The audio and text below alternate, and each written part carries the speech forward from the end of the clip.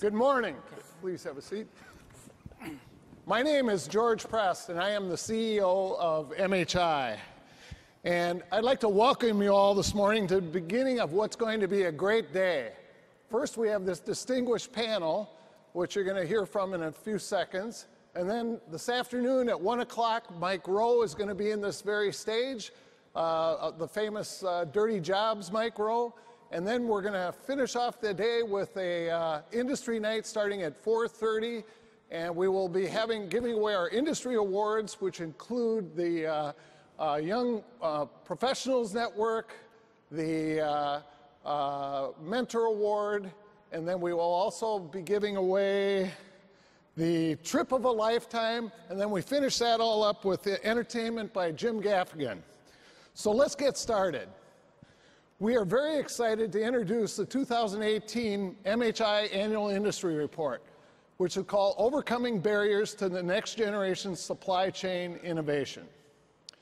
For the 5th consecutive year, MHI developed this groundbreaking report with Deloitte Consulting. Over 1,100 manufacturing and supply chain professionals were surveyed. 50% were C-suite and upper management. 47% represent annual sales in excess of $100 million, and 10% $10 billion or more. The report contains an overview on 11 technologies identified as the drivers of the next generation supply chains. My co-moderator for this panel discussion is Scott Sopher, principal and leader of Deloitte Consulting Global Supply Chain Practice. And Scott, thank you again for partnering with us on this, and we really appreciate Deloitte's support.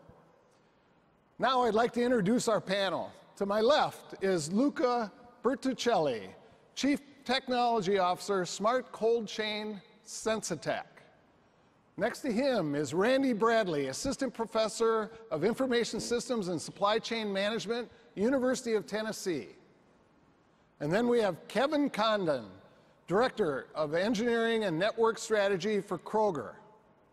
Next to Kevin is Annette Akey, Senior Vice President, Fulfillment, Penguin Random House.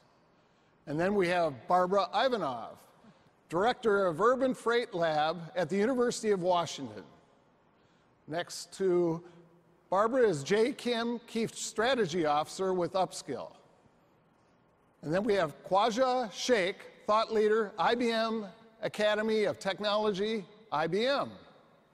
Next to Khwaja is Michael Tidwell, Infrastructure Engineer at Tyrion. And then we have Kevin Valit, the Vice President, Supply Chain Engineering, Automation, and Design with Target. And last but not least, we have Nick Vyas, Executive Director, Center for Global Supply Chain Management, Academic Director for the University of Southern California. Scott, before the panel discussion, can you provide us with an overview of the survey results? Sure. Thank you, George. And good morning, everybody. And George, thank you. Deloitte really appreciates the 5-year run we've had working with MHI on this annual report. So I'd like to spend just a few minutes going through an overview of the report and give you a summary. First off, 8 out of the 10 respondents believe that the digital supply chain will become the predominant model within the next 5 years. And I want to talk about this chart on the slide here, just to orient you. Across the x-axis are the 11 technologies George mentioned. The green bar shows the adoption rate currently today, and the overall bar shows the 5-year projected adoption rate. Cloud computing and storage, which is the first one on the left, has the highest current adoption rate at 57%, and adoption of this technology is expected to grow to 78% in the next 2 years, and over 91% in the next 5 years. Inventory and network optimization is forecast to grow to reach 75% adoption rate in 2 years and 90% over the next 5 years. And over the next 5 years, predictive analytics is expected to reach an adoption rate of 82%, followed by IoT at 79%, and robotics and automation at 73%. Artificial intelligence, AI, and blockchain, which are all the way to the right-hand side of the screen, which only have a 6% adoption rate today, are expected to reach 47% and 54% respectively over the next 5 years. The top technologies respondents say that could be a source of either disruption or competitive advantage for these next generation supply chains are robotics and automation at 65%, and that is up from 39% back in 2015. Predictive analytics is at 62%, and that's up from 38% in 2015. IoT, 59%, up slightly from 55% last year. AI, which is new this year, is at 53% from a disruption standpoint. And finally, driverless vehicles and drones, 52%, up from just 30% 3 years ago. Sorry. And also, according to the survey, the top challenges that our customer demands on the supply chain at 73%, as well as hiring qualified workers at 64%. And the survey this year also found that cybersecurity was one of the top barriers to adoption of these next generation supply chains. In fact, 44% of the respondents cited the sophistication of hackers, 40% cited the lack of awareness within their organization, and 37% cited poor cybersecurity practices amongst suppliers. So how are firms and how are companies responding and preparing for these next generation supply chains? 48% of the survey respondents said they're partnering with vendors to really understand the benefits around these new emerging technologies. 46% are training their workforce to use these new technologies. Another 46% are kind of changing their recruiting efforts to hire different skill sets to align with future needs. And the one that I found kind of interesting was that 44% are increasing investments this year in these emerging technologies. What I want to do is spend a minute or two just to go through in a little more detail into how to overcome the 3 most common barriers to next-gen supply chain adoption. And the driving force behind the vision of next-gen supply chains is the flood of digital information being generated by many of the innovations highlighted in the report.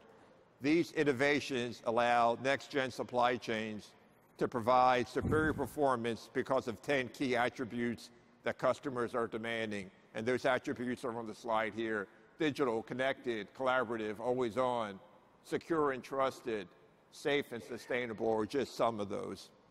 It's clear that technology is the driver of this change, but it's not a single technology. It's really the combination, the collaboration of these 11 highlighted in the survey. And according to the survey, there are 3 major barriers to greater adoption of next-gen supply chain innovation. First is around business case and ROI. We're seeing it as a constant challenge in the efforts to not either overstate or understate the benefits of a new solution. The second major barrier that came out in the report is around skills and workforce shortage. That's not a new phenomenon we've been seeing there the last few years, but we've been tracking it, and it continues to be a significant barrier. And the third major barrier that is outlined in the report is around trust and cybersecurity threats. They're increasingly becoming a focal point in supply chains as supply chains become more digital and connected devices are more prevalent. So overcoming these barriers requires strategic action from leaders to guide their organizations to the next gen supply chain. And when facing a business case challenge, it's important to approach it with a consistent framework that will map the benefits of each option to the overall strategy and shareholder value. We'll talk about each of these barriers on the panel today, and each of these we go into much more detail in the report. The second way to overcome barriers we've seen has been success in around overcoming workforce skills challenges through the implementation of Ideo capabilities to structure the processes and organizations with its 5 essential building blocks as a roadmap. And finally, it's more important than ever to explore the new security measures such as blockchain to protect your data in an increasingly digital world. Now let's get the viewpoints of the panel and the real-world implications of these findings. George? Great. Thank you, Scott. Now that we've got the table set, we're going to turn to our brain trusts here. So just a note, as we begin the panel, please send your questions for Q&A via the MODEX app or by going to modexshow.com/QA. Let's start off with predictive analytics, which the survey identified as one of the top innovations. 62% of survey respondents believe predictive analytics will either be a source of competitive advantage or disrupt the industry. While only 19% are currently using it, the adoption rate is expected to jump to over 82% in the next 5 years. These numbers suggest early adopters may have a significant opportunity to get ahead of the competition in this important area. Randy, do you agree with this assumption? I do. I agree that it can be a source of competitive advantage. And primarily, if we think about the relatively low adoption rate, primarily what it suggests is the difficulty that most organizations have with trying to integrate data from multiple data sources, trying to ensure that there's some sense of confidence in the quality of the data that they have. And so those organizations that are able to integrate data from multiple streams, clean the data to some degree to where it's not perfectly clean, but at least clean enough to point you in the right direction, it creates an opportunity for them to move forward. What it also suggests is that they have identified, they have a well-identified problem that they understand, and then they've been able to identify trends and patterns that they might be able to take advantage of to particularly solve those problems. And so I believe with respect to those aspects, that's why we see predictive analytics or the leveraging of predictive analytics as an opportunity to create a competitive advantage. I'll also go the next step and say, but it's not the end goal. It cannot be the end state. Many of those who are going to achieve value from predictive analytics see it as a transient process to what we refer to as prescriptive analytics, to where now we not only know what the issue is, but we understand why it's occurring, and we understand what actions we need to take. And with respect to those actions, we can then estimate what the likely impact would be given a particular course of action, and that's where I believe the particular value is. Great, thanks, Randy. Nick, can you give us your description or definition of predictive analytics and explain why it's so important to the next generation supply chains? Absolutely, George. So I think we need to understand exactly why this concept of advanced analytics needs to be in the place to begin with. So think about the big data, right? Let's go back to 1992. We used to have 100 gigabytes of data that we used to transmit in a day. Fast forward that to 2002, 10 years later, that's 100 gigabytes per second. 2018, we're forecasting 50,000 gigabytes of data per second, right? So think about the leap that we're making in every decade. But now I want you to understand this number. 2025, we're forecasting almost 3 million gigabytes of data per second. So we're creating this massive amount of mountains of data, but what do we do with it? So I think the organizations now needs to understand that these data sets are most of the time unstructured, right? To normalize these data sets and then try to make some sense out of it will take incredible amount of time and efforts. So then what predictive and prescriptive analytics combined together, what I call the advanced analytics, will help company look at it. How do I get into the deep, dark data and start to make the sense out of it? So not only I want to know the trends, where the future is, but I also want to know how do I get there? What's the most optimal way to get there? And I think there's a tremendous future, so I'm glad to see that there is an 82% adoption rate in the near future, and I think it will soon likely be 100% if you want to be meaningful in the business practice.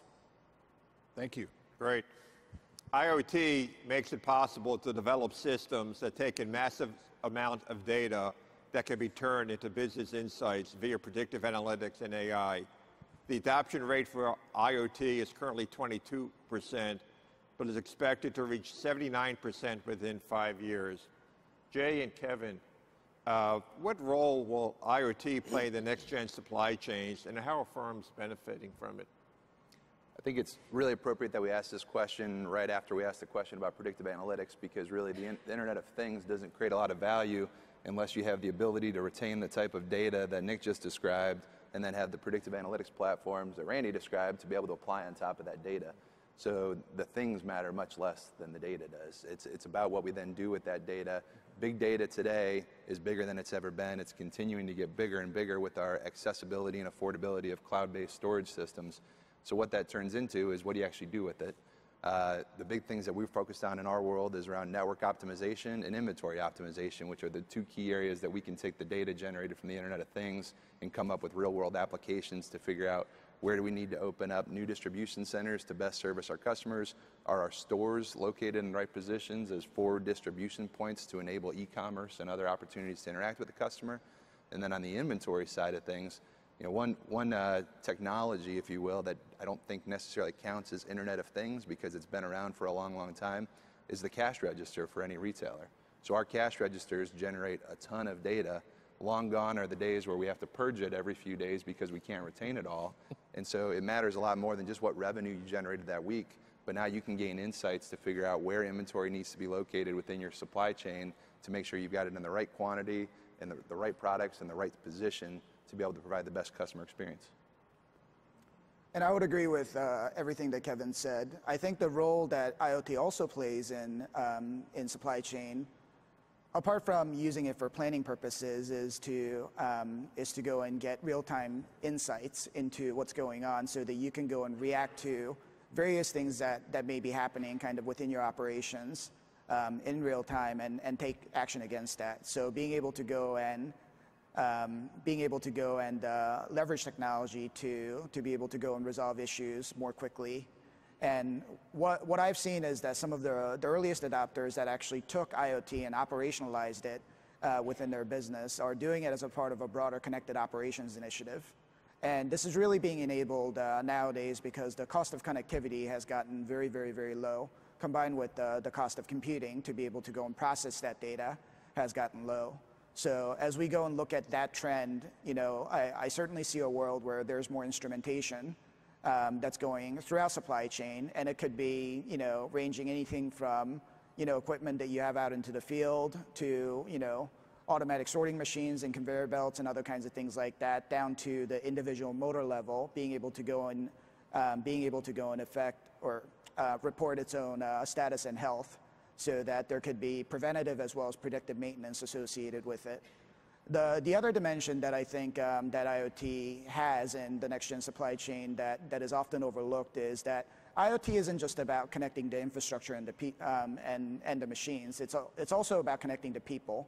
People ultimately have to go and turn some of the intelligence that's gathered from IoT and predictive analytics and turn that into action. It's the people that go and do that, and if they're not a critical part of that connected operation, then none of the investments that you're making is going to go and get max mileage. Great, thanks. Nick and Luca, how is artificial intelligence, another innovation highlighted in the report, being used in supply chains? So I think artificial intelligence, if you look at the next generation of supply chain, I think we need to think about the ecosystem, right? So artificial intelligence, machine learning, this big data, the cloud computing and the cloud storage, all of these things are sort of an integrated ways to think about what the next generation's supply chain is going to look like. So let's talk about the artificial intelligence within that. I think we have this massive sets of data that resides on the cloud. We have an ability now to think about the concept of how do we not only take these data sets and think from the standpoint of how do I introduce sort of a machine learning. So this artificial intelligence allows me to start to duplicate things that the human have not been able to consistently perform. And I think this is where what I believe the artificial intelligence will truly dominate in the areas of supply chain where the fatigue and the limitation and the human capabilities were challenged. I think artificial intelligence has a huge role to play in that space. Yeah, and I would agree. And I think we also had the keynote yesterday where we were talking about what are humans really strong at, what are machines really strong at, and where's that right blend, that collaboration between the two. And I think the way I simplistically look at how AI can evolve is really thinking about this OODA loop, which comes from the aerospace community, but it's basically observe, orient, decide, and act. And that's just a useful framework for me when I think about AI in terms of, on the observation side, we have a lot more sensors that are collecting a lot more data, and now we're observing a lot more. So we're using imagery processing, we're doing deep learning on a lot of these imagery at that layer. At the orient layer, we're also trying to make sense out of these disparate sources, like you were mentioning earlier. And so now we're seeing a lot more of a blend of AI towards how do you do this data fusion in a much more automatic way. And then there's the decide and act layer, which is where the traditional reinforcement learning feedback cycles coming in so that the system, and in fact the supply chain, is actually learning what is happening and proactively taking actions. And I think the fascinating thing that comes up with AI is this concept of exploration versus exploitation a lot, where as humans, we're good at really doing both. Mm-hmm. When we're in uncertain situations, we'll try to probe the system a little bit and learn it. And we will have to see how automation now coming into the mix, once the automation is learning, are we going to be as patient with it? And are humans going to be helping develop the solutions together or not? So Scott, if I may just add to the Lukas point on quickly on AI, is that this is not to replace the humans per se. This is to augment the capabilities that we have. Yep.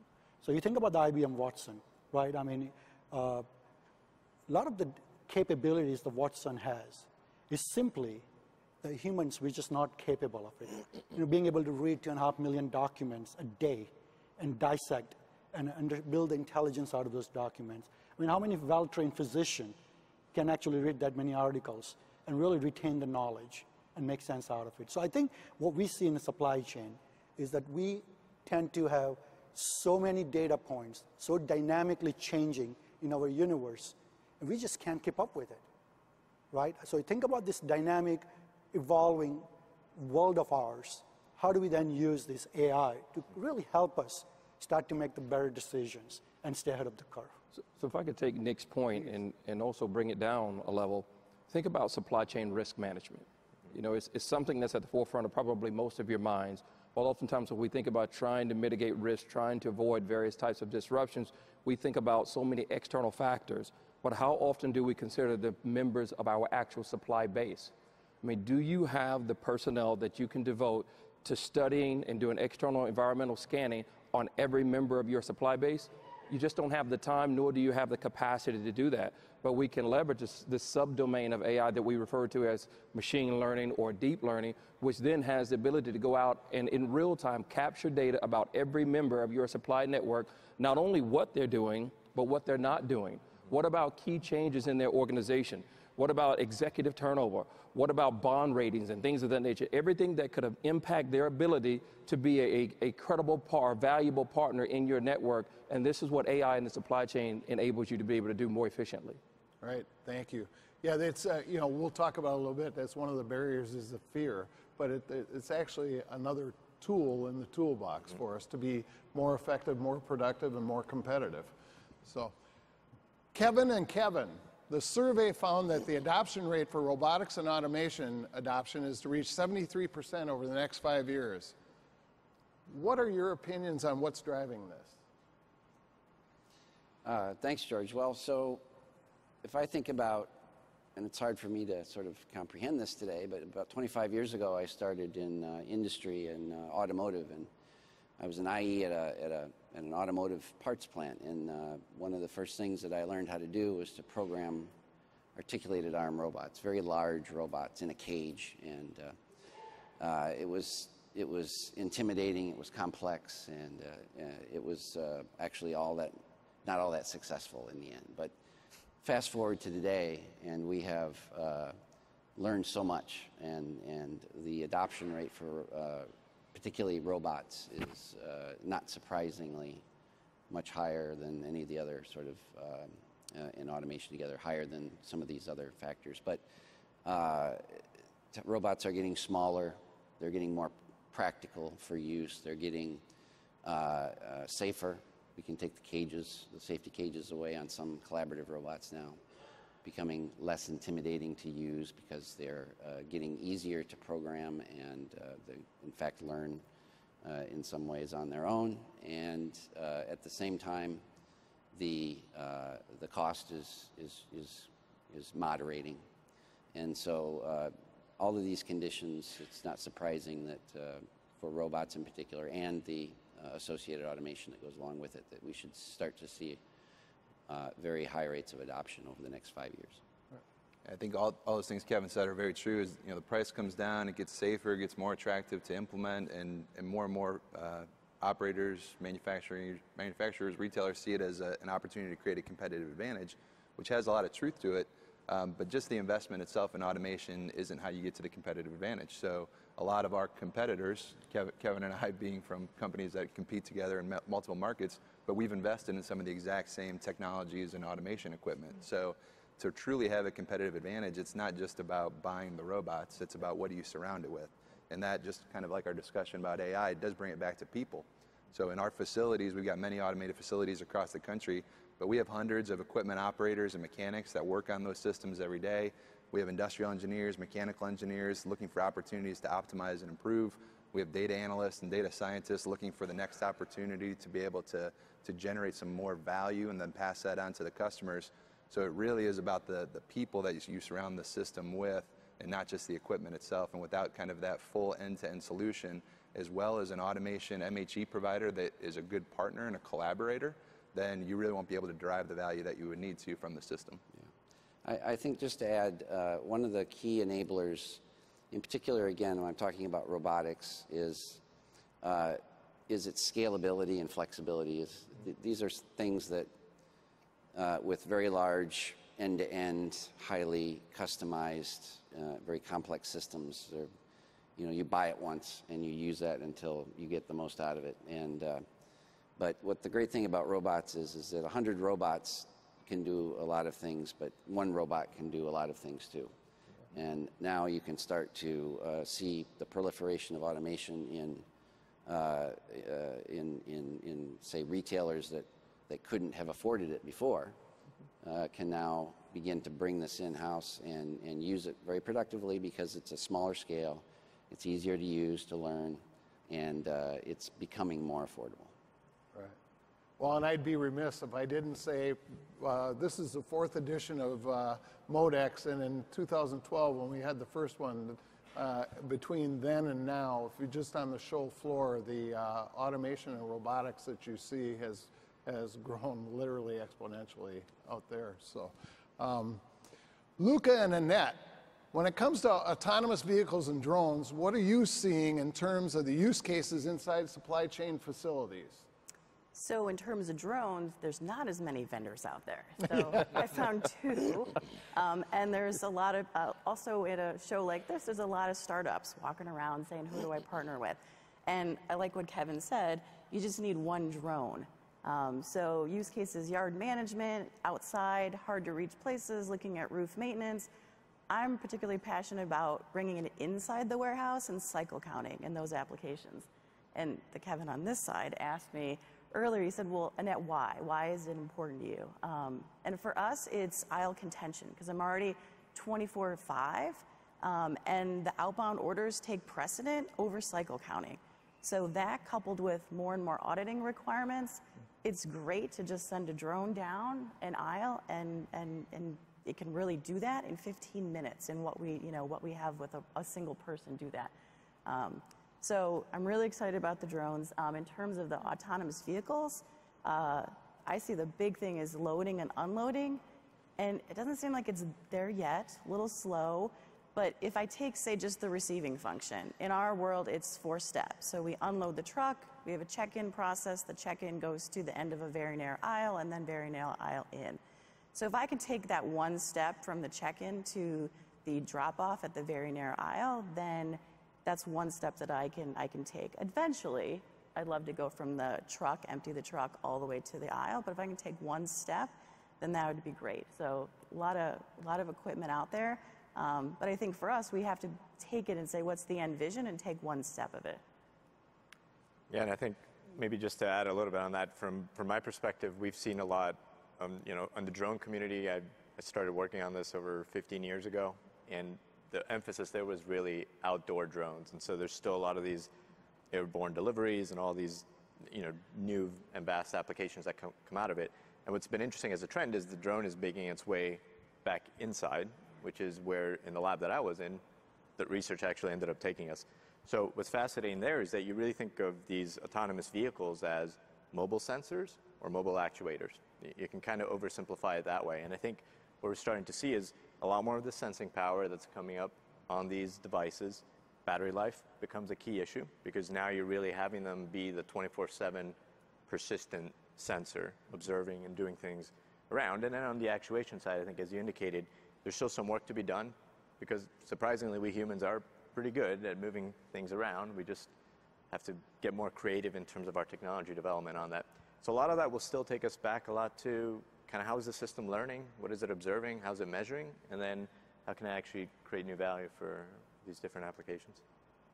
And the trust bit, I think, is the one caution maybe that I would share that I've learned over the years is there's this big impulse towards automation, automation, automation, and we've talked before about people being involved. I mean, starting to bring in automation in these different warehouses, facility, you talk about safety, you talk about whose labor is getting affected and so forth.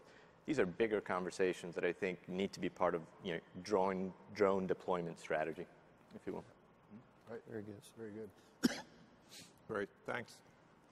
Companies around the world continue to make significant progress towards achieving the vision of next-gen digital supply chains. However, today's adoption rates are markedly lower than what the survey respondents predicted back in 2014.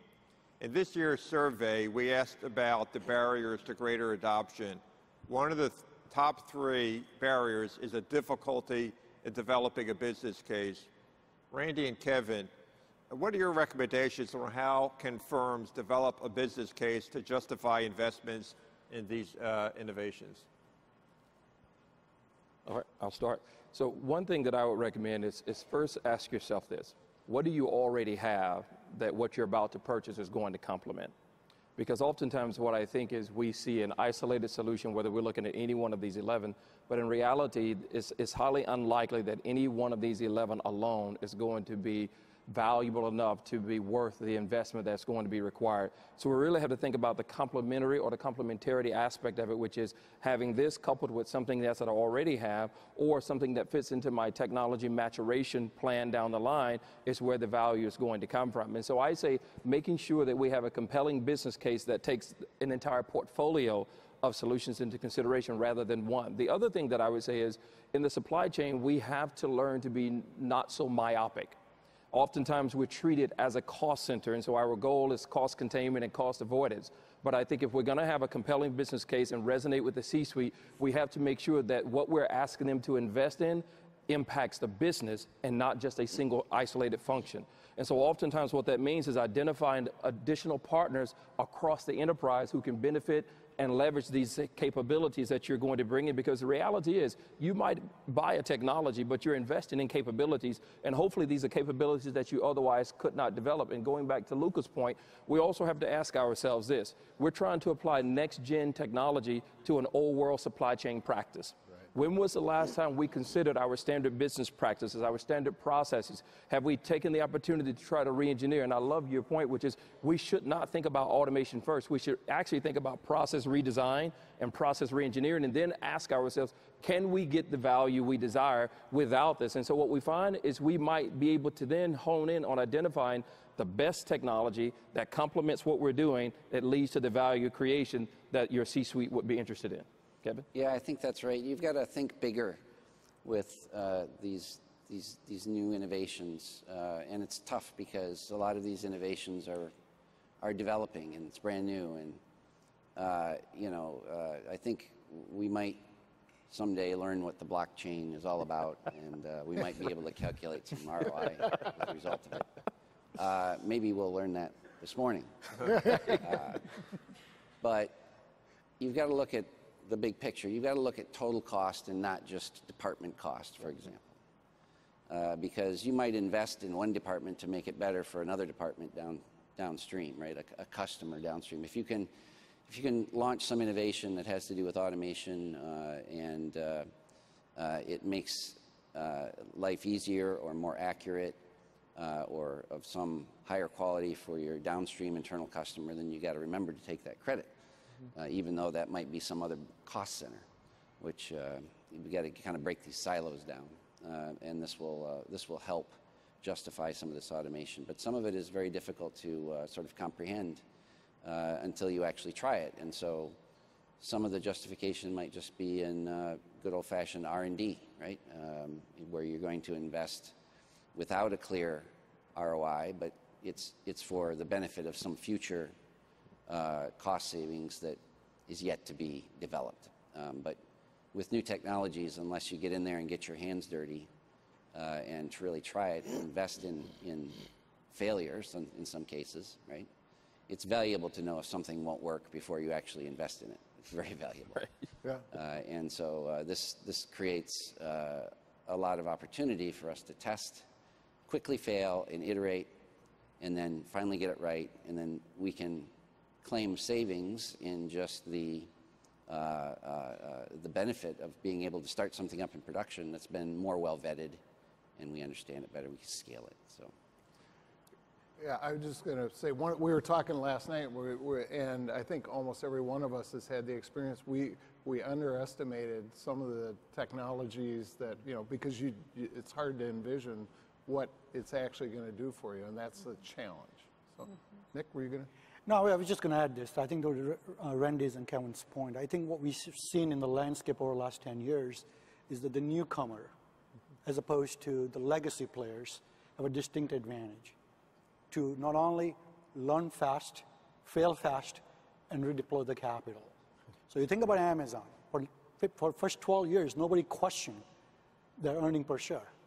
Right. And I can afford to actually invest heavily, build infrastructure at the faster than if I am a traditional brick and mortar or even online player, and be able to actually have the higher failure rate and still be very successful. So I think this paradigm shift really needs to be looked at in an organization. How do we, especially for those, the legacy player, how do you create that mindset of rewarding failures equally as to being able to succeed? And I think that cultural shift needs to occur. Otherwise, we'll be stuck in this mud, if you're a legacy player, of trying to justify ROI before the innovation, and that game never actually wins. Yeah. And I would add, as a legacy player, we're a grocery chain that's been around for 135 years, and we haven't done that by getting stuck in the mud. It's about identifying where the opportunities to pivot and not getting bogged down by your legacy systems. So you kind of have to keep one foot in the camp of protecting the core, and this is what we're good at doing. We need to continue to be good at doing it.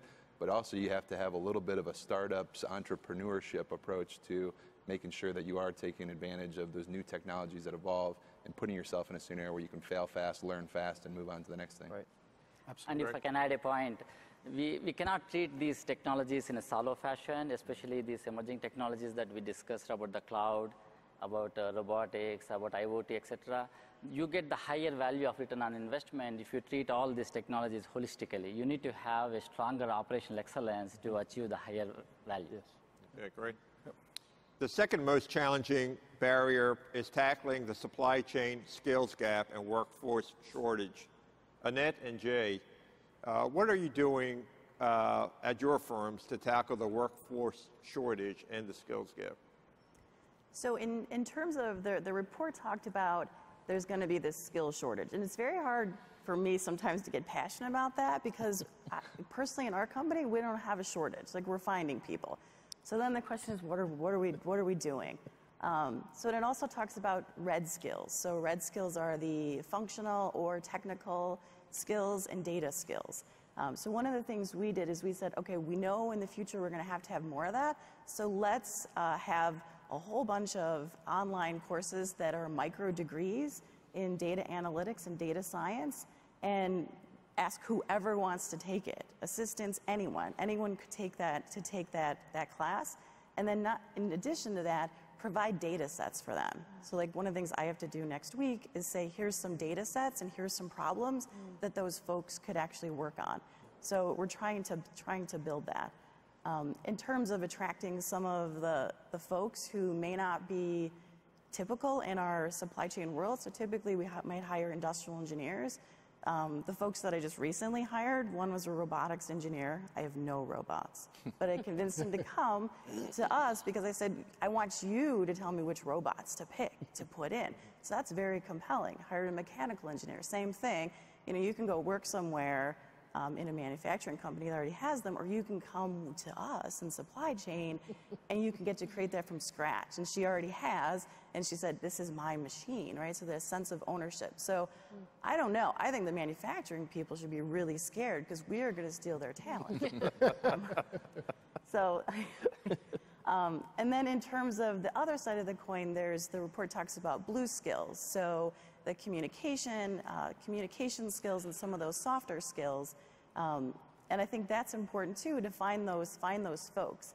And I think some of the things that we do as an industry, sometimes in job postings, you say, food experience required. Well, why in supply chain? So I just hired someone from healthcare, someone from food. So, so why is that? So I would say, like, we can do those things to change. And everyone's job will change. So I have my oldest service person is 50 years. She's in charge of customer service. She says, Annette, every decade I have to reinvent myself.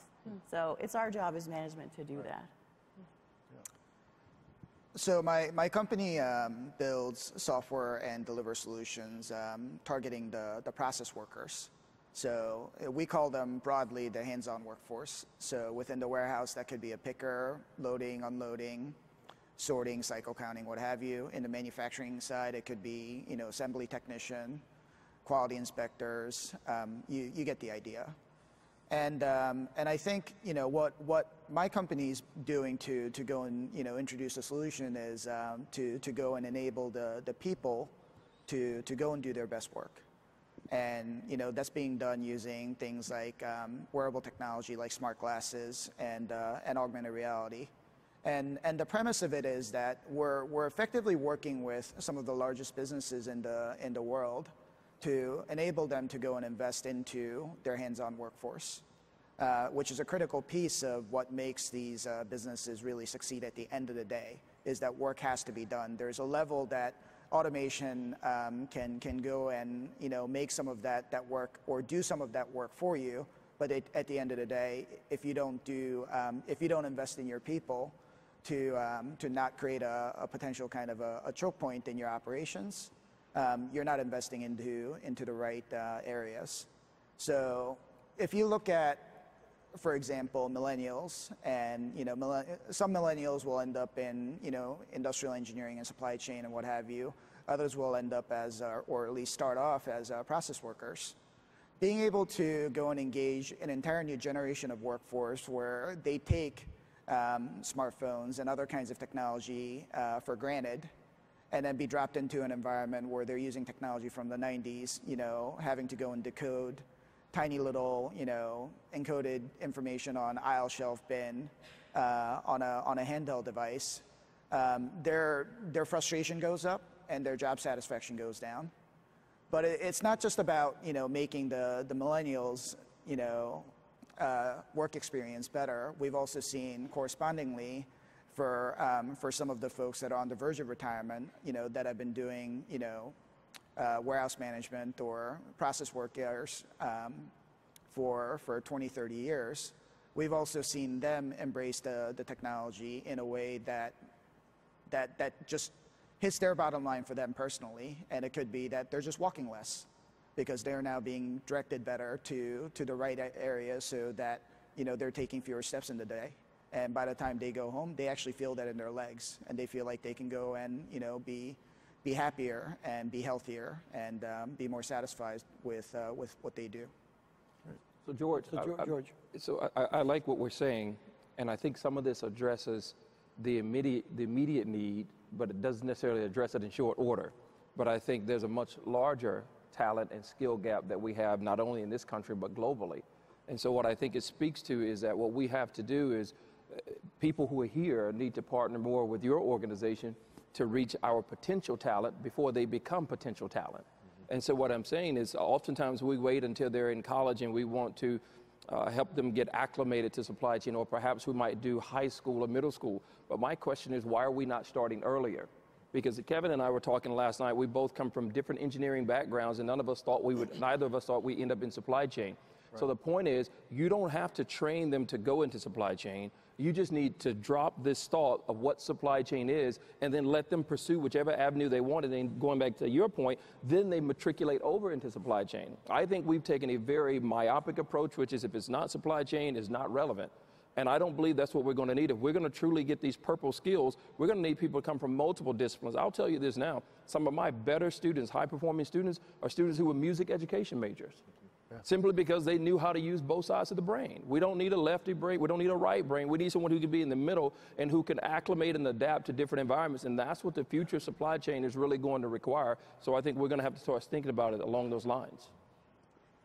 Well, thanks. Yeah, just that, I've got to make a plug here because that is one of our initiatives for MHI is we've had our Education Foundation, which has done a great job over the years, giving over $3 million in scholarships to industrial engineering, juniors and seniors. The board, just a couple of years ago, authorized us to start looking earlier into the career technical education, literally down into the middle school type deal. So we're just on the frontier of that right now, but we'll take any support we can get from anybody here.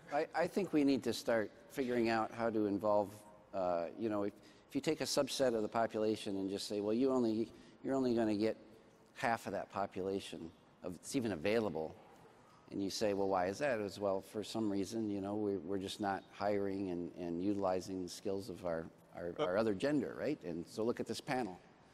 And so we need to figure out how to involve everyone of both gender, or any gender. Sorry, let me just kind of change the question and make this to the whole panel.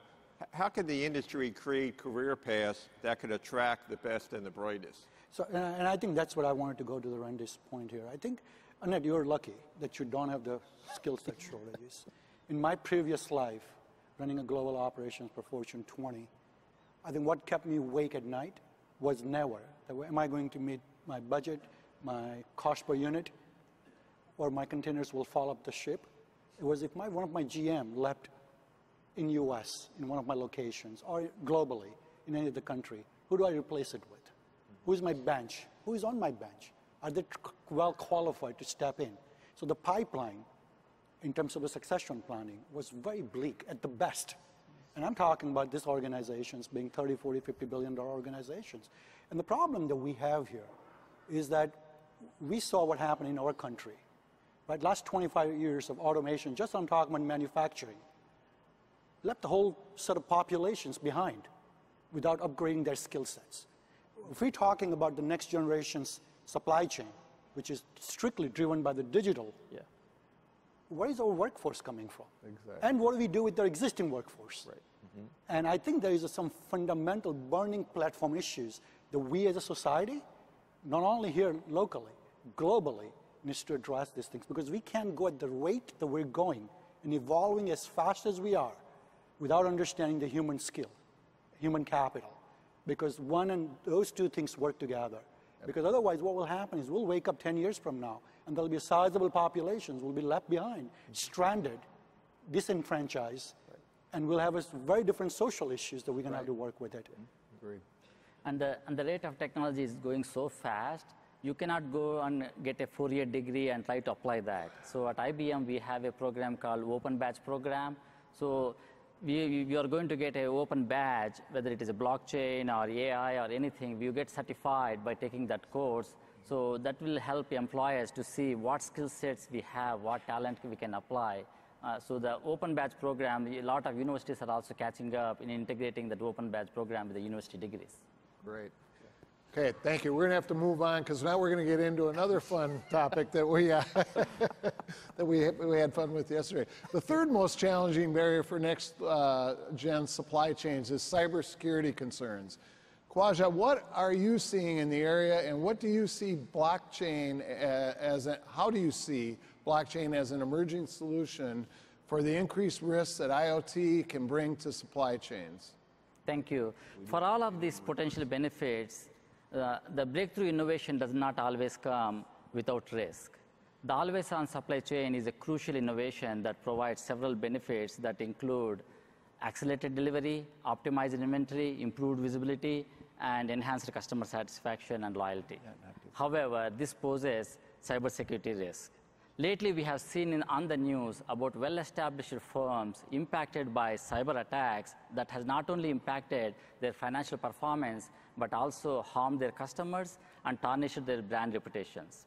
Although there are several reasons to invest in cybersecurity, the most fundamental reason to invest in cybersecurity is trust.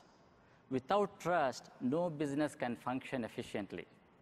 When I say trust, I'm not talking about the trust between the consumer and the company doing the business. I'm talking about the trust on business transaction. Especially in 2018, we have seen several production implementations of blockchain on several companies. Blockchain is a disruptive technology that not only simplifies business processes, but also provides this level of trust. Let me give you a couple of use cases. How many of you think for a retailer does it take to identify the eggs are getting spoiled? Anybody wants to take a guess? 5 days, 6 days? So today, for a major retailer, it takes about 6 days to identify the eggs are spoiled. Imagine if those eggs are consumed by the customer and the impact it will have for the food safety. This major retailer has implemented blockchain where it only takes a couple of seconds to identify the eggs are spoiled and to prevent that eggs being consumed by the customer. I'll give you another use case. The cost for a shipping container, the documentation cost today, it costs around $350. By using blockchain by a shipping liner, they are going to save the cost around 20%. And I can go on and on and on about this topic. Let's assume that you have someone hospitalized in the hospital, and you got the doctor looked into various tests, blood tests, etc. They identified that the patient has a sepsis, and they want to order a specialized medicine. And the doctor orders the specialized medicine, which has to come in a cold storage container. And that container also has a IoT sensor. That IoT sensor monitors the temperature level of the medicine, and the medicine will be given within 24 hours, and the truck is waiting to pick up that medicine. And what happens, that sensor identifies that the medicine, the temperature level is not optimum, and it sends a notification saying that the medicine is not good. And in this particular scenario, instead of the truck trying to receive that medication at location number 1, it will get a new order to pick up the same medicine at the location number 2 in a timely fashion, where you are preventing the medicine that is being given to the patient, good medicine at the right time, by using this blockchain technology, which provides a peer-to-peer communication, a distributed ledger, where everybody in the network will have the same copy of the transaction, which essentially provides the trust. And lately, I will end this. You will see Louis Vuitton in Bombay. You can buy a Louis Vuitton bag for about $50. By implementing this blockchain technology, you can literally trace the authenticity of the bag so that the Louis Vuitton cannot lose money in terms of sending the counterfeit goods. With that said, would you like to add any comments on the blockchain?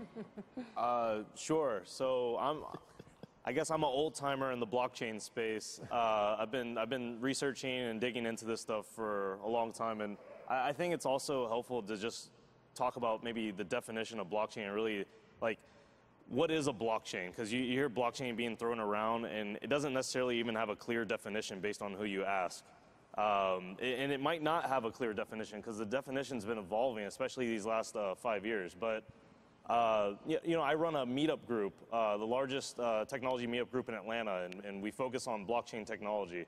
And you know, I've seen just about every type of person come in and tell me, you know, how they want to use blockchain, what they think a blockchain is, and it's always different. To me, this is very confusing, and you almost have to, I almost want to take us back to 2009 and really say, like, what a blockchain is there, you know, kind of like maybe how it's evolved, and then how this applies to supply chain real quick. So back in 2009, people here, I'm guessing, have heard of Bitcoin. That's been making news and everything. So that was made in 2009, and it was pretty interesting. It enabled peer-to-peer payments between people without a middleman or clearinghouse, and this was considered to be like really like revolutionary. And the data, the data store, database behind it, however you want to say, use this idea of blocks and a chain of transactions that pointed to the next block. So you had pretty much a linked list of data, which is nothing new. This is technology that's been around since the 1950s. But this is the data ledger behind Bitcoin. Soon after, Bitcoin got popular, and pretty much the whole ecosystem around Bitcoin, including the coin itself, the economic incentives, and the security around it, was all kind of dubbed as blockchain technology. So we have this blockchain technology, which it almost like warranted its own term to describe the system, and that's pretty much came through with Bitcoin. Fast forward a little bit, people saw the success of Bitcoin and other kind of public blockchain projects, and it's like, how can we marry this kind of revolutionary idea in with, maybe a private system or a permission system? That's really what we've seen as far as like the definition of blockchain getting really fuzzy, not knowing how to really explain it, because it's really morphed into a blockchain can really be a couple different things. I would say a very notable example is the Hyperledger project that IBM and the Linux Foundation have been pushing, that kind of redefined blockchain into being pretty much a distributed ledger of where you can pick the ownership of it, versus a public blockchain where it's really permissionless. You don't have to trust anybody. Trustlessness is kind of a term that's kind of put into the blockchain space where you don't trust anybody. And where I was going with IBM and Hyperledger is, these ideas of permission in private blockchains where you pick the owners of the blockchain. Now, this, of course, deviates completely from the original kind of public blockchain sense where you have a coin, you have this economic incentive. So it's almost like they take the best technology, the best of breed technology where it's applicable, and and you're putting it into a kind of permission set. And you almost have to have like two different categories of blockchain now. And to me, when you talk to someone about blockchain, I think it's very important to ask, are you talking about a public blockchain or a permission blockchain? Because those two things are completely different in my opinion. Now, I also did a hackathon project where it was a pharmaceutical supply chain hackathon project, and we used blockchain technology. And let me tell you a little bit what that looked like, because I really like the idea of these public blockchains that have these economic incentives that promote something called immutability. And if you don't know what immutability is, that's the idea of things being very hard to change or unchangeable. And this is at least the perception of these public blockchains to date. So what we did with the supply chain hackathon for pharmaceuticals is every piece of the supply chain, from the warehouse to the actual raw materials, the manufacturer, all the way to the pharmacist and to the patient, all that was tracked on a normal distributed system. Whether you want to call that a blockchain or not is that's subjective. But what we did was every piece of that supply chain we would take, and we would get a fingerprint of that data, so the people who signed off on it, the actual data, and we would go ahead and put that into a immutable ledger, a public blockchain, for very low cost and very high security, in a very scalable fashion. So every single piece of that supply chain was kind of anchored in to this immutable kind of public service, almost like piggybacking off of this really cool, secure ledger. And that's what we did. We actually won first place for the supply chain pharmaceutical hackathon. If you don't know what a hackathon is, that's where people come together and you either do it by yourself or in a team, and you make something very quickly, and you compete against other teams for usually cash prizes. So we put that together. It was awesome, and I really see, as far as supply chain and blockchain going, I see that being used not only in supply chain but everything, but mainly I see that as the key way to use a blockchain with supply chain, is this idea of anchoring in data, making sure it can't be tampered with. Because I think where blockchains really shine the brightest is preventing fraud and preventing stuff getting tampered with, and just knowing that these things have non-repudiation, which means it's undeniable, you know it's happened at this time, at this date, and this person signed off on it. So that's. So if I can just add to that. So I think my colleague and I, we're actually writing a book which will be published in December called The Blockchain in Supply Chain. And I think the whole purpose of this blockchain is to separate the Bitcoin. So if you understand the paper that was written by Nakamoto, Satoshi, right, which is a fictitious name, by the way. I think there is no Satoshi Nakamoto, by the way. But the person wrote a brilliant newspaper. It was actually initiated and inspired by the group called the cyberpunk movement. And these guys were basically a bunch of coders coming out of the gaming industries that they really want to create a revolution against the establishment, which is a central government, Federal Reserve Board. And the concept was very simple. Why do we have to have an intermediary, bank, federal government to back any currency? Why can't that be completely bypassed, right? The platform they used, which was a brilliant platform called the blockchain, which is you create a hash, and that hash always has the DNA of the previous parent, but the child can be modified, and that goes on and on and on. So I can trace the lineage like we do in the human DNA, the genome, that I can go back 10,000 years. But I can't delete my parent ancestors, my forefathers. So keep that in mind in a block. So we needed to really detach ourselves from the Bitcoin into understanding exactly what the blockchain in supply chain can be. And I definitely agree with both of you guys. I think there is an incredible value that we have to really take advantage of things that we have not been able to take advantage of. Because you think about supply chain and you think about friction within the supply chain. It's always a systemic friction. We create our own systems. They don't talk to each other within the company. File us to talk about with our suppliers. Then we create APIs. Those APIs are pain in a right? It takes months to integrate data. All of these things, really, if we hyperledger or distributed ledgers, we're talking about it, this technology has an incredible potential. But it needs to be talked, conceptualized, and created within the concepts of our supply chain. Thank you. Let's kind of move on, given the time. I know this is a hot topic, and Michael, George, and I appreciate it when you call yourself an old timer. So we. One of the recommendations from last year's report was for supply chain leaders to begin collaborating with urban planners, city leaders, educational institutions, and leaders from other potentially competing companies to develop solutions to smart city logistics challenges. However, according to this year's survey results, only 12% of the respondents have actively begun to seek out such collaborative partnerships. With the growth of e-commerce delivery in urban areas, this is a growing challenge for supply chains. Barbara, can you tell the audience why this issue is so important and about some of the work you're doing to solve this issue? Thanks.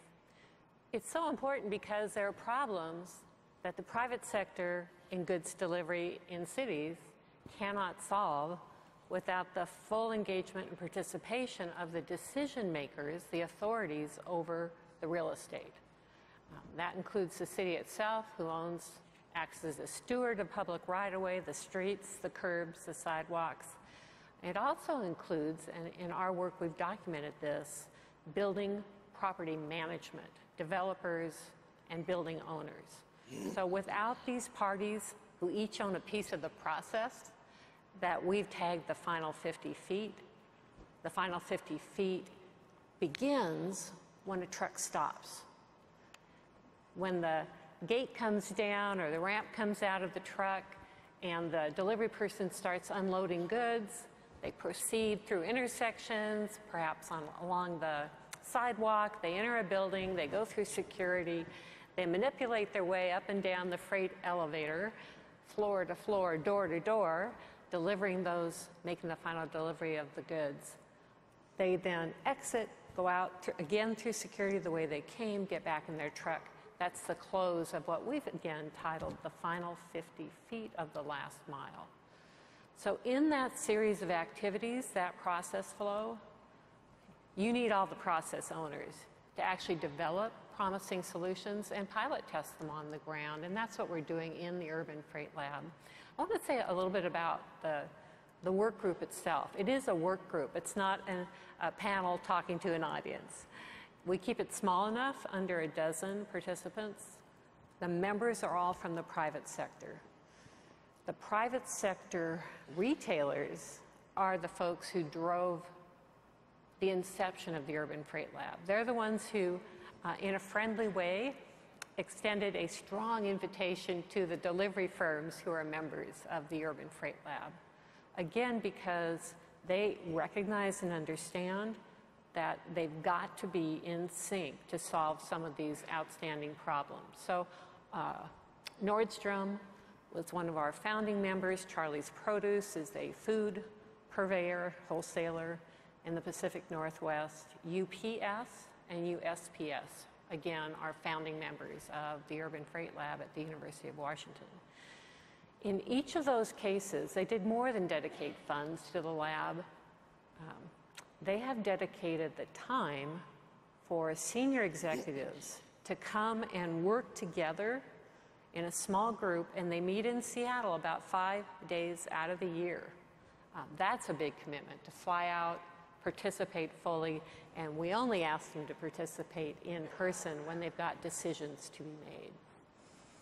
So what are the kind of problems that they have identified? I think one of the things that is substrata of all the conversation today about various technologies is you need to know what problem you're trying to solve. We don't start with the technology and work backwards to interesting applications, although we might. It may not be fundamentally the smartest way to proceed. With cities, and I really want to give a shout out to the City of Seattle Department of Transportation. They've showed terrific leadership in several things, and the most important is they want to solve problems. We've seen cities around the country and other continents where the key leadership says, we're just going to enforce. We're going to give you tickets, truck, when you stop at a load-unload zone.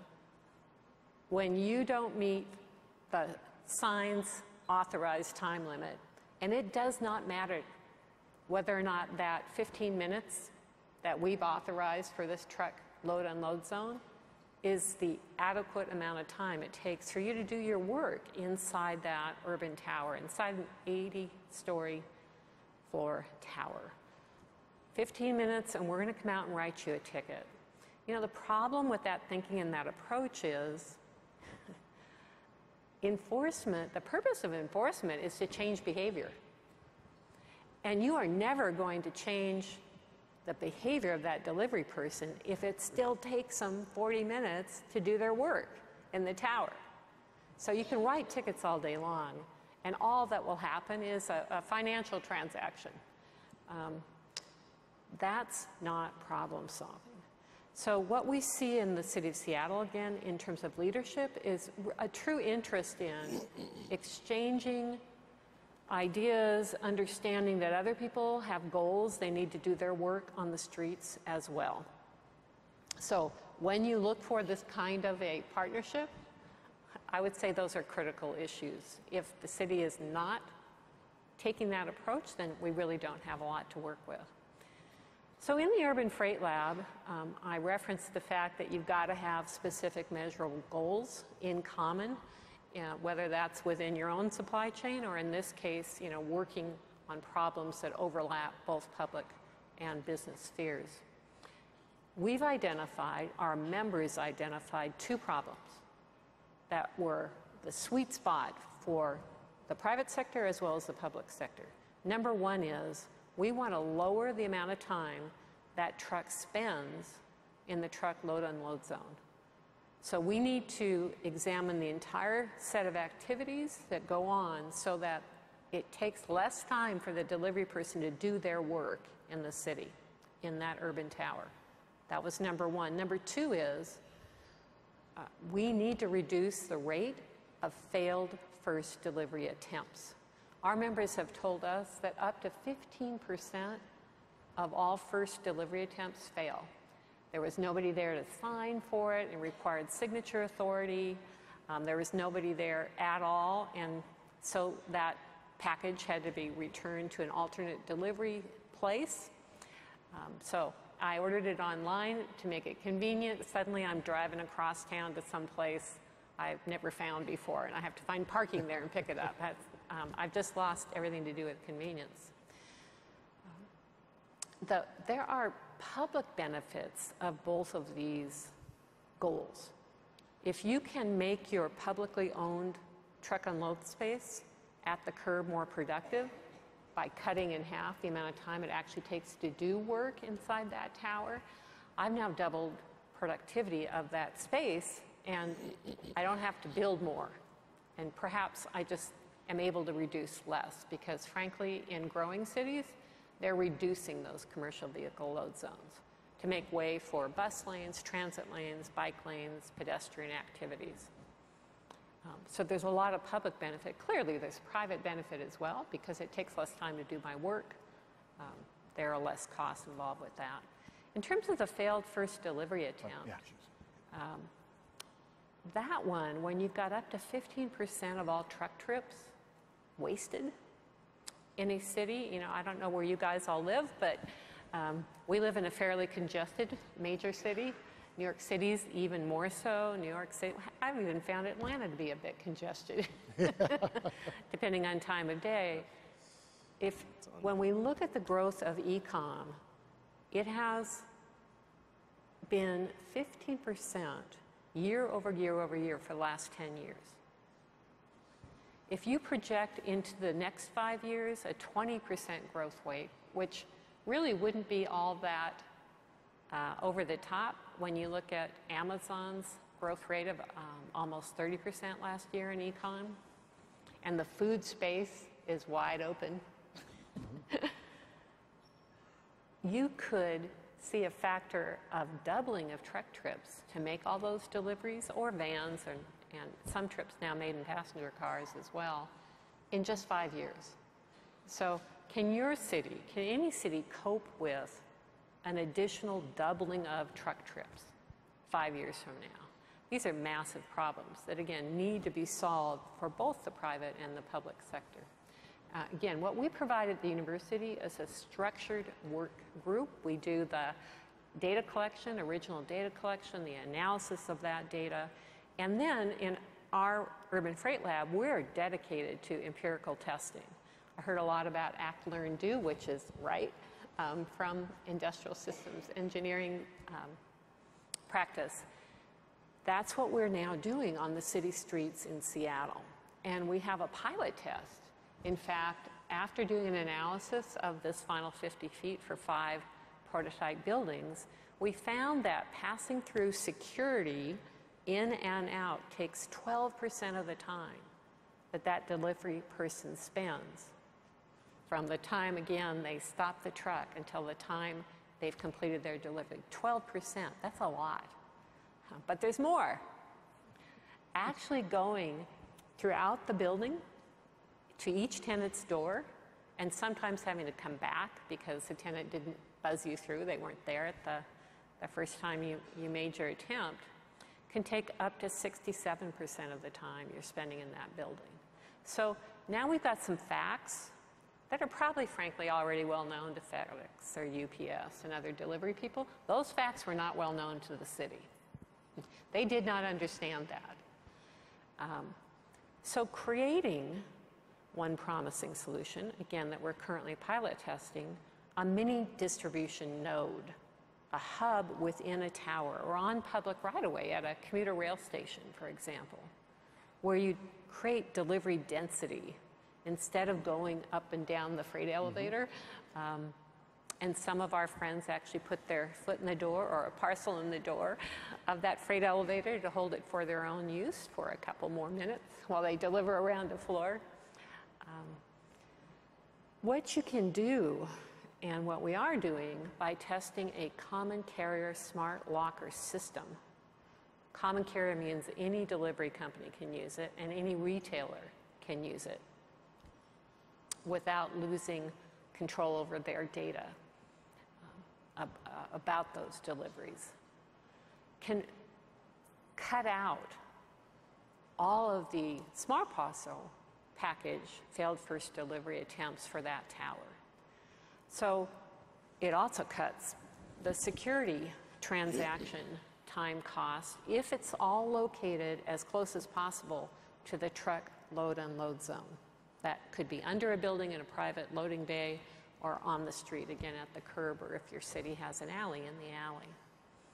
That's an enormous, significant improvement towards those two goals. And we'll be testing to see how the business model actually works, because these things aren't free. Who will functionally be willing to pay for that? Will the tenants adopt? Is it truly more convenient in an office tower to stop and pick your things up, or to have your returns go back? Again, same true site-specific at a commuter train station. And we have found in reviewing what's online and in the literature that there are no other pilot tests running and or in practice common carrier locker systems on public right-of-way in the US or the EU. So it's really fun. Great. Well, thank you very much, Barbara. At this point, I'd like to make sure that everybody is aware that in the C Hall, we've got a solution center directly correlating with smart cities, and the work that you've done there was part of our inspiration to do that. So thank you very much. Supply chains that act to tackle the barriers to innovation will be able to efficiently deliver on rising customer expectations and emerge as the market leaders of tomorrow. 8 of 10 respondents believe that digital supply chains will become the predominant model within the next 5 years. I would argue it would be even quicker than that. So what should you be doing today? Be forward-looking. What will your supply chain look like in 2024? Invest in innovation and leverage technology. Focus on workforce hiring and training for the next-gen skill sets. Collaborate with vendors, partners, industry associations, and academic institutions. Get started. Think big. Start small, and act fast. On behalf of MHI, we'd like to thank our panelists for their participation and for being a part of this important conversation that will no doubt advance our industry. You can download a copy of the report at mhi.org. If you'd like a printed copy, you can also pick one up at the MHI booth on the show floor or at booth 2469 in the MODEX C Hall.